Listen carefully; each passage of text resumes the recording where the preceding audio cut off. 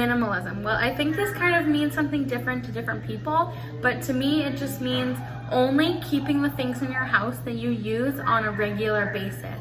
Whether that's every day, every couple days, or every week, you're only keeping the things in your house that you're using on a regular basis. You're not keeping too much stuff, and you're not keeping things that have no value to you. It doesn't mean getting rid of everything that you own, but it means only keeping the things that you're using and not to keep unnecessary things, which is hard.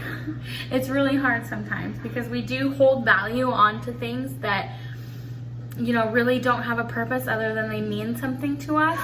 So I think it's important to just go through layer by layer, and first step is getting rid of the things that you know you don't use or you don't need, things that are broken, things that you are absolutely sure about getting rid of, and putting those into a bag to donate or a trash bag to throw away.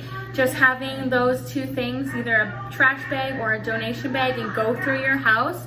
Try your best to fill up each bag, and you'll be so much better off. You'll realize that it's easy to throw things away or to give them away, and each time you do it, you'll have a better idea of what you are using and what you're not using.